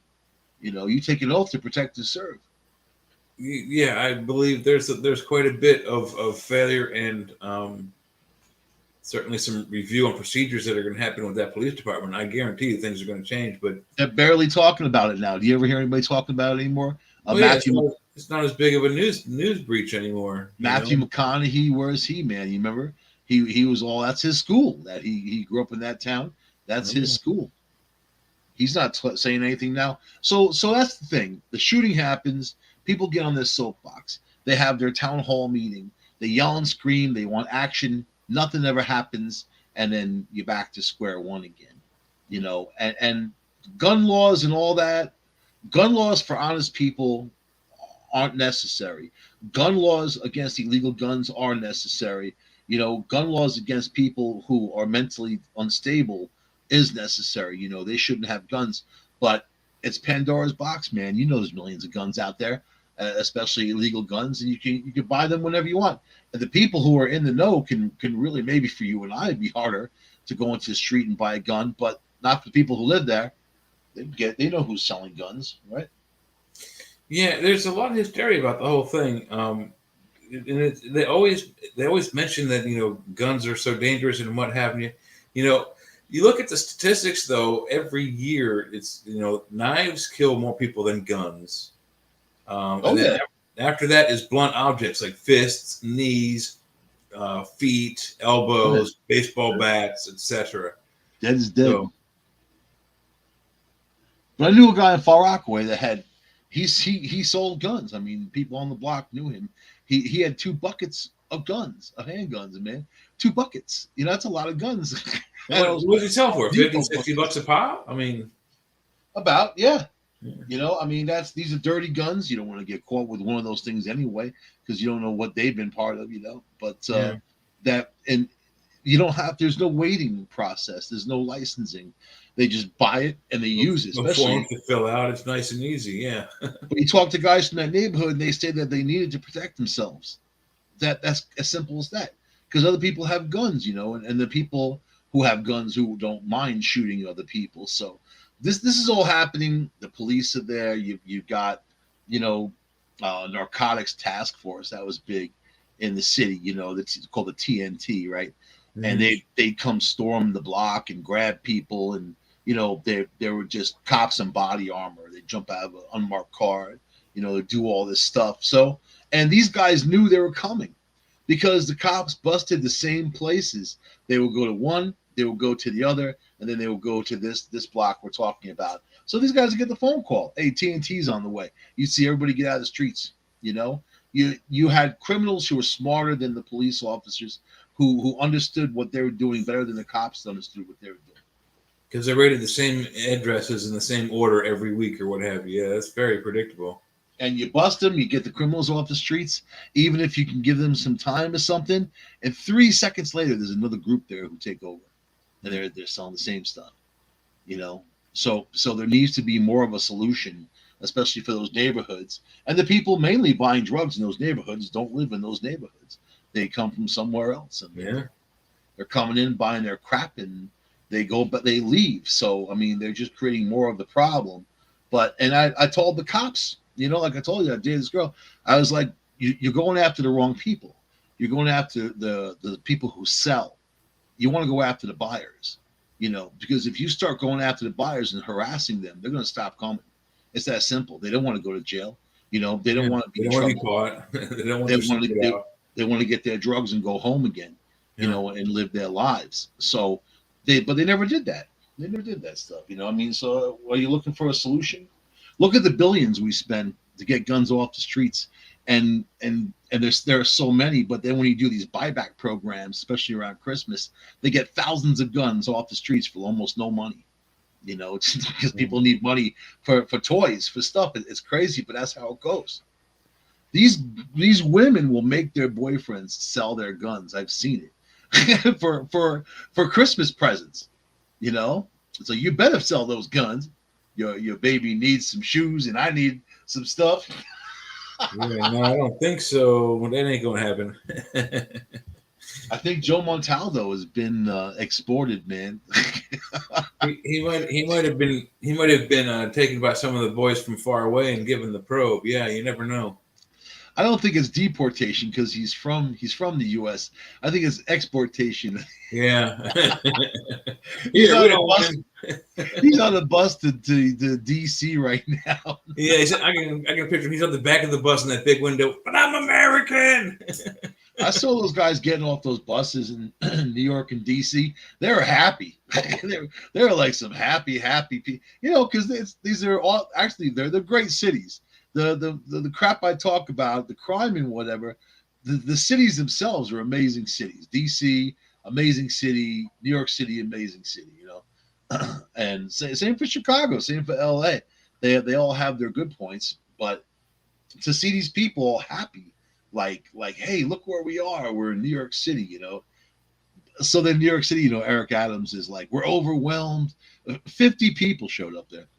We're overwhelmed. We can't have, we don't have enough beds for the homeless. We can't do all these things. And then, they've been shipping them for a little while now to How DC. are they overwhelmed by 50 people, though? I mean, there's 9 million people live there, and another 9 million travel through there every day. The mayor of DC wants to call out the National Guard because she said they sent over the last, 22 weeks, it's been a long time, they've sent 4,000 people, and they can't handle 4,000 people. Wow. That's not even an outside concert, 4,000 people. You know what I mean? Let alone. And that they get more people than that for the 4th of July. Everybody just sitting on the mall in between the Congress and the all monuments there. I mean, I've been there.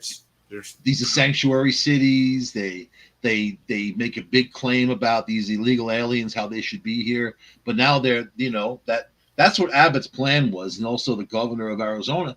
They've sent these people to DC and New York, saying because they're overwhelmed. They say we can't handle any more in Texas or Arizona. They can't handle any more people. Yeah. So they're sending them out. It's a very real crisis. So now all of a sudden you hear the Democrats saying, well, we got to do something about this, because it's in their face. You know what I mean? I would drop them off in Delaware, right outside of Biden's mansion there. Drop them right off in the street. Nice beach area. I think that they'd probably love it. Delaware's a pretty nice looking state, I gotta admit. It's very cool.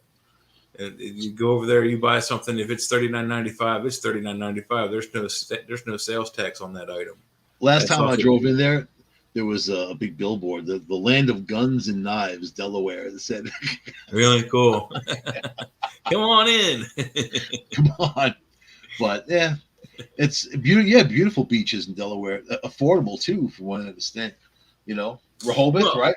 Rehoboth Beach. Rehoboth Beach, yeah. There's a lot of affordable places over there. That's the problem with Delaware is they get you in the luxury tax. So if you have a house, you pay a lot more tax on that house than you would in any other state. You have a boat, you pay more tax on that boat because it's considered a luxury item. So you pay a lot of more money on that than you might at some other state, et cetera, and so on. So they get you somewhere, and it's just not right out in the open. Is it a VAT tax or a luxury tax, like a value-added tax? It's a value-added luxury tax, yeah. Yeah, because the more you own, the more you owe. That's the thing. I mean, unless you have to have a pretty crummy life not to pay. Like when there's a VAT tax, even an old car, they're going to try to tag you on that. But that's a lot of states now. They're doing VAT taxes. Obama wanted a VAT tax for the entire country. Other states wouldn't stand for it. New York State doesn't have it. But others do. It's big bucks, man. And any way they can get $1 out of you, you know what the deal is. Remember there was no tax on stuff on the internet. Remember that heyday? Yeah, you used to be able to buy stuff tax free. But now, if I'm on, let's say I'm on eBay, right, and I buy something from somebody that's used, you know, I buy used camera equipment all the time, like lenses and that type of thing. Yeah. Now you have to pay taxes on the used item, even though the taxes had already been paid on that item at one time, when it was sold new. But they're like, well, tough luck. It's a sales tax. They're selling it. So, but that's the game they play, Yeah. Even like if you're on Craigslist or if you're on Facebook and you're looking for stuff to buy, they definitely the game. You buy it and they want you. IRS wants you to write every little tiny thing down, but people don't. Not even for cars. Because a used item, and somebody when they bought it brand new paid tax on it. Right.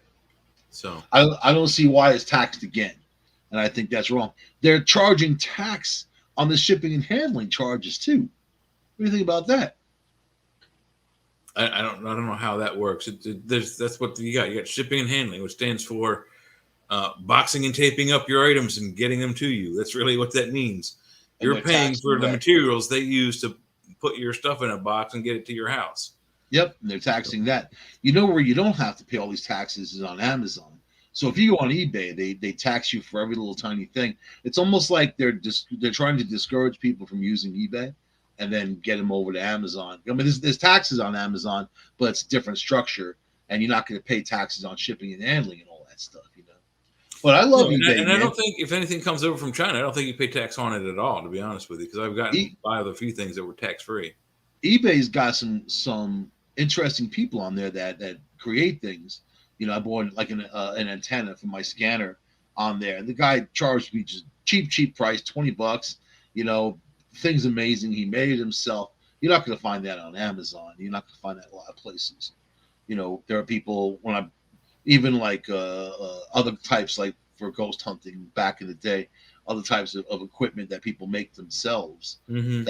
And then there are true artists out there making these things. They're electronic artists. They really have a knack and understanding, So it is what it is, man. They're trying to dwindle us down. They want us a cashless society. That's what they want. They want to be able to track every dollar. And now the banks are keeping track of the serial numbers. I understand, they can already track our paper money. Some of the stuff that's in it. So I don't. They've got the differences. They've got the serial numbers, right, and the codes on the money. So when it leaves the bank and it goes into your pocket, they know where it went. And if it goes into a supermarket and comes back to them or a store or whomever, they kind of have a trail of where that money went. The markets don't have the scanners yet, but eventually they will. But they can pretty much track your movements through your cash, but they want people to, use other means to do that. So, which is more power and control. They're even talking about localized cash systems. I read an article yesterday about that, wow. local areas like the robber barons did. The company stores. So you got paid. Like everybody had their own different system of coin. Yeah. Yep. You can only use that money. So, and that would be electronic, so they know what area you're in. I don't know, man. I don't like any of it. They got new car companies charging monthly for your seat warmers for a subscription, to keep your butt warm, right? $18 a month if you buy like a new BMW or whatever. So, I mean, so you're gonna buy a luxury car, but you gotta pay $18 a month. I guess if you can afford a car like that, it's not too much of a hassle. But what does that mean for everybody else? Yeah. And then when they can, people that want that car, they can't afford it. They're screwed. Well, they got the car computers now that are talking to the insurance companies, telling you how you're driving. So if you stop short and do things like that, whatever happens, they can start tallying that up, which they're doing. The insurance companies are trying to get people to do it themselves. They just have, plug the thing in their car to track them on the basis of getting cheaper insurance.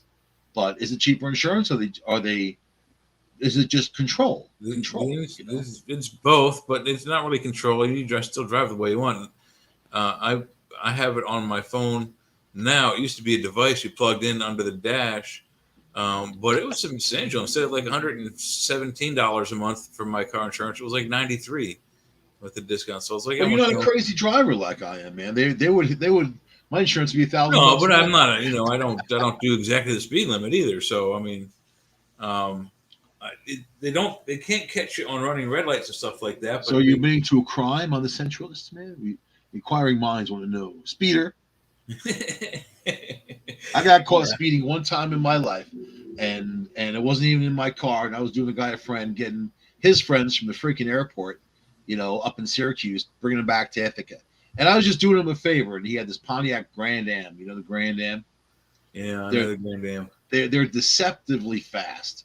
So when I say that, I mean when you're inside of it, going 90, it doesn't feel like it. Yeah, it feels like you're going like 60.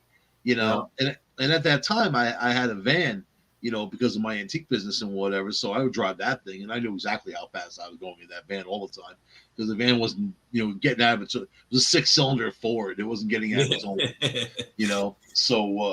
So then I'm driving back, middle of the night, last day of the month. Cops are out, last day of the month, cops are out. They're looking to fill that quota, even though they all swear to God there's no quota, even though we all know there is. And yeah, there is. So I'm cruising down this road, middle of nowhere, middle of the night, 12 something at night, right? Cruising through. So I'm 6'5" in the car. I can't really see the speedometer. There's like a hump on top of the dashboard, which blocked my vision from seeing those numbers up there. So I was just trying to keep it like maybe where I know. I'd have to actually like lean back and tilt my head to see the thing. I'm talking to these people. We're cruising. I pass a cop. Cop slams on his brakes. I'm like, oh God. I look down. I'm going 72. I'm like, geez, man. And then this dude took a long time to turn around. Not for nothing. And I shouldn't admit this, but I could have been out of there like you wouldn't believe, man. I knew all those roads. If those people weren't with me, that cop would have never saw my ass ever again. That's what I'm saying. So I pull over and wait for him. It took a while to come around, whatever. He gets out. He's like, how fast you're going? I'm like, I told him my problem. I told him what the deal was.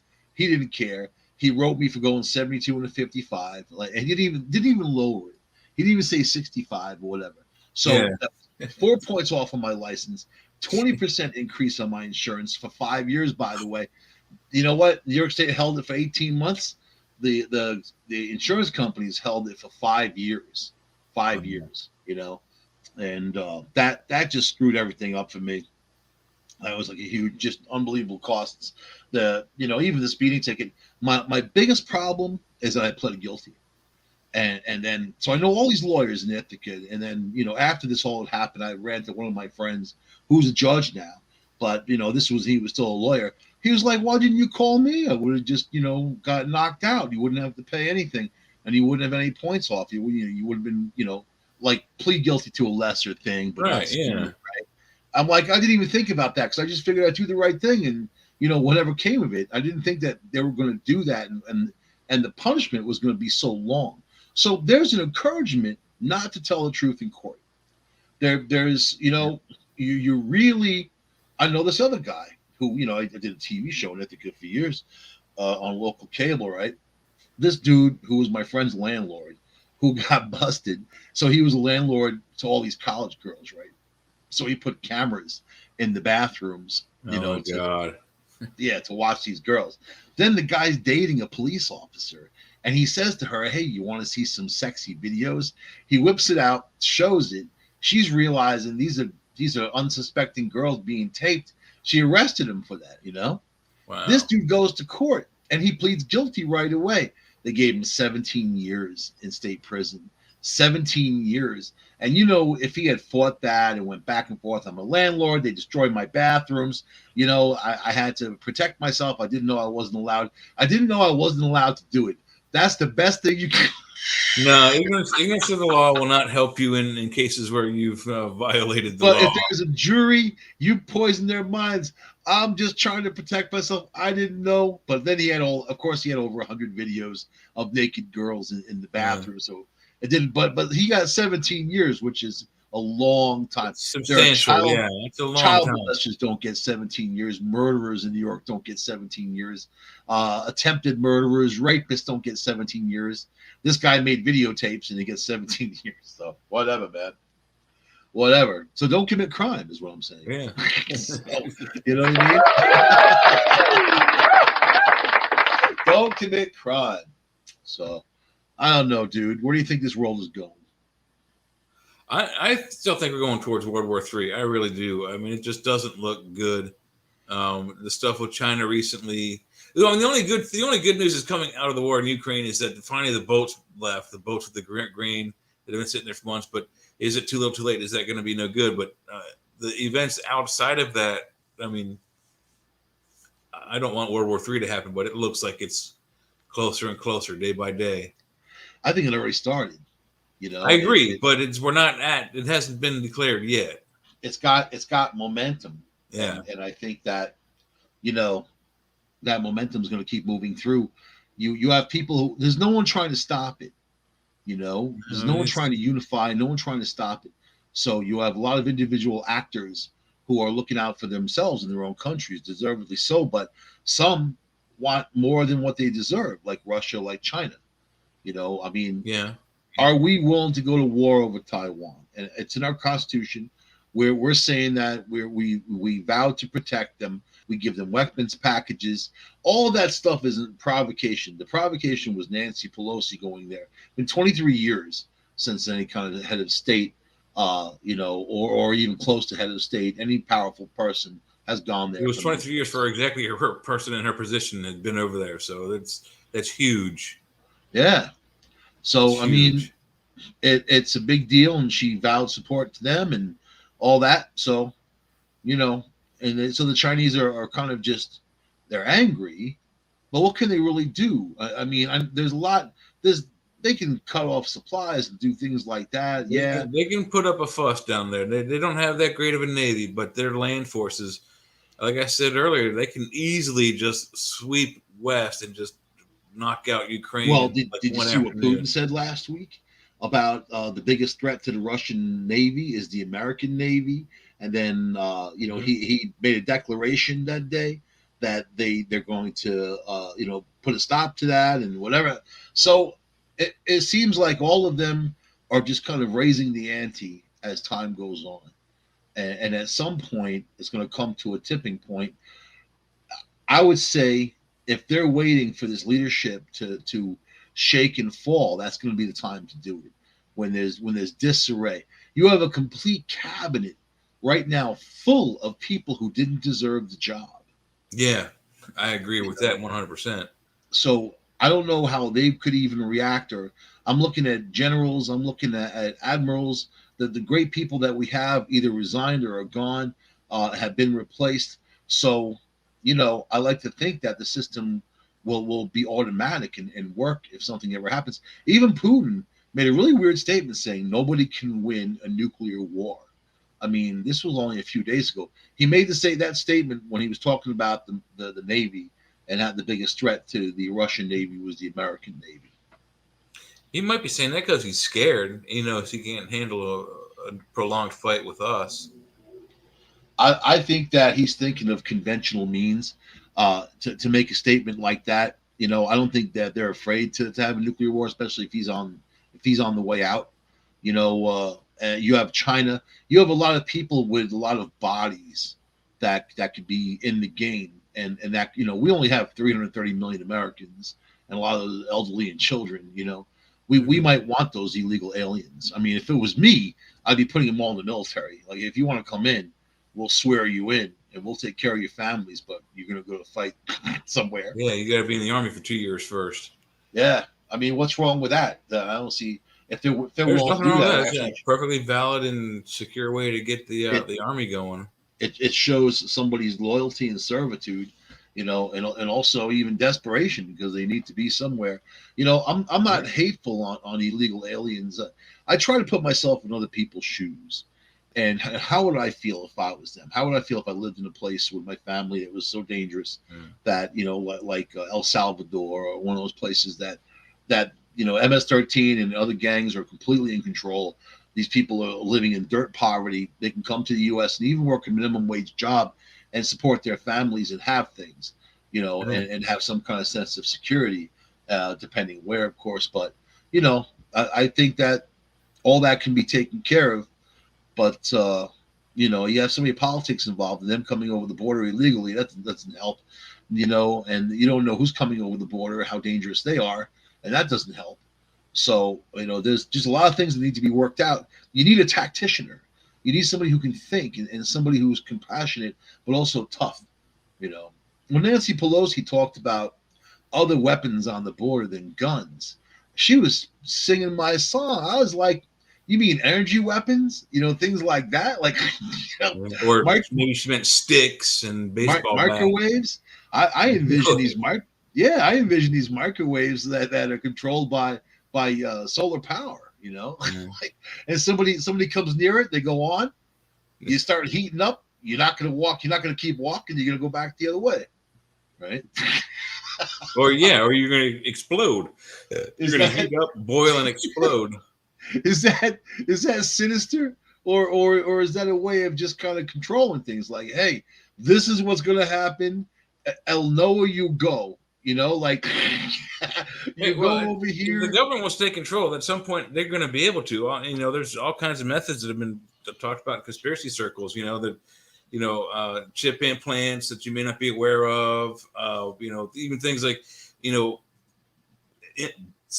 the back of the ocular, on your bone in the back of your eyeball, they put implants allegedly that it's just so hard to get to, you can't get them out. If there's that kind of control they want, they could easily force every single one of us, into some little medical facility and forcibly put these things in us. As long as they give me food, Wi-Fi, and a TV set, I'm all right. Yeah, what I'm saying is they also want to give you in that food an implant that maybe you eat it and then it burrows its way into your bones. Soylent Green. You come into a doctor's office for a test and he gives nanobots. It gives you nanobots so they can track where you're at. Yeah, no thanks. I'd rather not be tracked. Nanobots. So, but I'm looking for a solution, like natural solution to the Rio Grande. Like we can keep alligators in there, like tens of thousands of alligators, like breed alligators in the Rio Grande. That's what I'm saying. A great environment for them, just anything to stop people from coming over illegally so they can apply. But they're desperate. Desperate people do desperate things. That's Las Vegas, man. That's Las Vegas. If you've been to Vegas, it's a desperate place full of desperate people. I will say been to Reno, does that count? A little bit. Reno's same state anyway. Like a wart compared to Vegas. But that's for sure. But I think we have population problems. The end of this year, we're hitting 8 billion in the world. There's the fresh water supply is evaporating.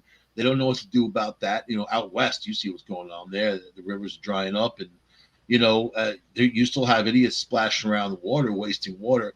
Lake Powell, that power plant is about to shut down. You have the Hoover Dam. They're about to shut down. They're getting down to historical low levels, like basically when they built it. So what's going to happen? Vegas uses a lot of electricity. So does that's a big chunk of the Southwest. They're calling for rolling blackouts and things like that. And, it's not, the windmills and all that. There's so many of them. If you've driven out there, that there's hundreds of miles, thousands. I've driven over 1,000 miles just straight past these things in the Midwest. All these huge windmills, and but they're not enough. Most of them weren't even moving. Yeah. But when I read about what it costs to make them, to ship them, to set them up, and then they only last around 10 years. So to decommission them, I'm like, if it costs that many millions, how much is the electricity that they really make versus a fossil fuel and the cost of that? Because you got to be cost efficient. I can see wanting to get off fossil fuels, but come on, man.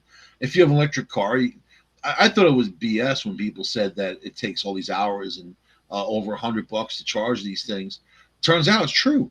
And some places even charge more. Some places there's a waiting line, and then people will charge their car and walk away and not come back until they want to. So there's that going on too. I don't see a solution there. Do you? No, not there. Unless we go from something that's, completely environmentally friendly, and I'm sure we have something like that. It's just, is the government going to give it to us? Probably not. But at the time being, what we got is fossil fuels. Does it suck? Yes. Is it better than these lithium-ion batteries? Yes. Why? The lithium-ion batteries have a much wider carbon footprint than the carbon fuels used to produce our, gas guzzling cars. So I think it's I, a much better thing not to have some of these things. I know a lot about batteries, especially lithium batteries. I know that the second you start using them, they lose a large percentage of what they can be charged up to. The 100% changes down to me. After a short amount of time, maybe 87%. So it's less efficient after a short amount of time. On Yeah, top and of that, after 3 to 5 years, they're useless anyway. They're just going to uh, stop working altogether. I read 2 to 4, and they're Yeah. about $15,000 to replace a lithium battery in the car. Sometimes they cost that's just the price of the battery, not including installing it and all that. So you got that going on too. But also think about I don't know. People mainly hold on to their cars more than 2 years, and not Mm-hmm. you know I don't know who can afford to go out and buy $80,000 car and then in 2 years buy another one. Because even when you trade the electric in, it's not going to be worth as much. Yeah, I It's not going to have as high you're trade right. value. The average human that's probably going to need a vehicle for everyday use is going to keep it for at least 3 years, 4 years. You say what, 2 to 5, whatever. Either way, they're not something that it's not one of those things, an impulse item you see at the grocery store. Like you're waiting in line and look, there's that type of bubblegum I haven't had since I was a kid. Impulse buy, I'll snatch it up. Cars aren't like that. You can't just go down. The average person can't just go down the roadway and be like, yeah, I'm tired of my car. How about if I buy a new one? Just It's doesn't it's happen. not a solution. It's not a It's not. solution. No, I can fill my car up with gas and go, and be done in a few minutes filling it up, and I'm going down the road. I'm not, and it'd be cheaper than electric if I had to charge something up, and I can go further and keep going, and not have to worry about it. But with electric cars, you have a lot to consider. Then they're talking about these high speed chargers, high output, but then that depletes the battery faster. Yeah, So forcing you energy can into it does. Um, you know, the thing that I don't like is that the fact that they're environmentally not friendly, right. but they're also not friendly. What about the children? What about the kids in these cobalt mines in Africa that are dying from this? That and the thing that they don't make any noise. They're unsafe in my opinion. I haven't never been hit by one yet, but there are increased reports of people being hit by battery operated vehicles because they don't make any noise. They don't make the traditional loud engine noises. If you're crossing the street or a parking lot from the store to your car and vice versa, and a car comes down the lane, you hear it. You can look and see, oh, there's a car coming. I'm already in the middle of the road. But with these electric cars, you don't hear it. Animals don't hear it, especially out in the wild as the wood. I guarantee you, you're getting more people injuring themselves because they hit a big animal with this electric car and it tumbles and they get hurt or killed. And they're also hurting more pedestrians because no one can hear them. Yes, it's not a solution. I mean, power-wise, power plants, nuclear power is the smartest way to go. It just needs to be safer systems. But as well as I do, you can't compare with anything else with nuclear power. And it's clean, unless you have some scathing accident. It is, yeah, unless there's like a big major earthquake that cracks the plant open. But I mean, they can happen. There's no getting around it. Same The thing can only happen thing that's with our going to fuel. happen if those rods become uncovered, that's really the worst. The most of their worry is keeping them covered in water. It's just a big cappuccino machine if you think about it. It's just up there making steam, But it's with they're working on cold fusion, things like that, and with cold fusion, man, you could have a small device in your car that would power it forever, and there's no issue there, and then you don't have to worry about the same Yeah, radioactive materials and that they're type of talking thing. about some devices that like that for the home. Each one of those, each home has their own, power plant that produces power for the whole house. Yep, and they're out there with the materials after that it's depleted. Now they have other uses for that. So I mean, it's a thought, but it you don't have. I don't think that this country. I'm actually calling for a worldwide bankruptcy. I think that nobody has any money. Between COVID, between the restrictions, between services not happening, restriction of commerce. you have just so many things happening at the same time. Fires, floods, you have all these major things that are causing billions in damage, and communities can't afford to rebuild because they just don't have the funds. And that's the U.S. Imagine other countries that are third world that they get wiped out. They get wiped out. Look at Kentucky. Talk about the third world. You know what I mean? They just had all those floods. They just got the middle of their state washed out from under them. And it's all mines there. So it's all mines, and that it's all debris, and there's nowhere for that water to go, so it just goes. I remember what they were saying the other day. That was like a couple of days, 3 days, 4 days ago. I think they said there were 5,000 right now suspected missing, and they suspected it would be up to 50,000 within days. Oh my God, so, that's terrible, man. So something like that. It's a lot of people gone. Yeah, I haven't heard anything from Mitch McConnell. He hasn't said anything. He's the main man in Kentucky, but I it's going to get worse, and you really have to be able to pick a place and survive, and not try not to worry about, because if you do, you're up all night thinking about things, and there's nothing really you can do. Worrying is a weird thing. You can't really predict anything of that nature. It's the same thing with a crazy active shooter scenario.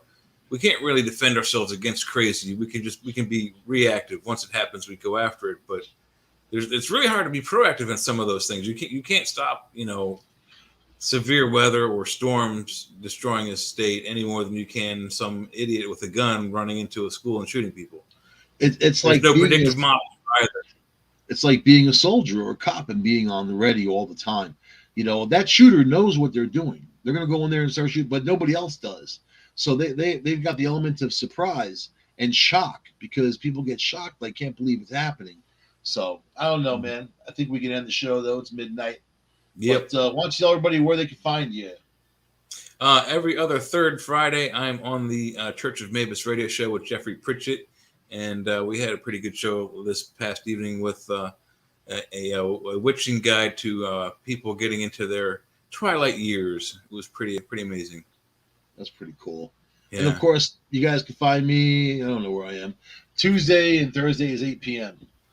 Discovery Paranormal and Red Pill News, and right here at the Centralist every Friday. You can find us at 10 to midnight. Joe Montaldo usually here, but obviously he's delayed. So he's probably just sitting there listening to us eating a big, juicy cheeseburger. Cheeseburger, hell, he's got a steak. If he's got anything, he's eating a steak. You think? Yeah, it's a steak. What's with cheeseburgers, man? I'm simple. I like a nice, big, thick cheeseburger. That's good. I do too. But I think Joe's a steak man. Put some jalapenos on there, a little bit of cheese, man. All right, dude. We're going to end the show then. We'll see you guys next week on the Centralist, and whatever news happens. There's so much news happening. We can only hard to get it all out in just 2 short hours. And who the hell knows what's going to happen by next week? That's what's happening. Like, you wake up every day, you're like, oh my God. we could be in the declaration part of World War III next week. You never know. You never know, man. All right, we'll see you guys out there. Adios, muchachos.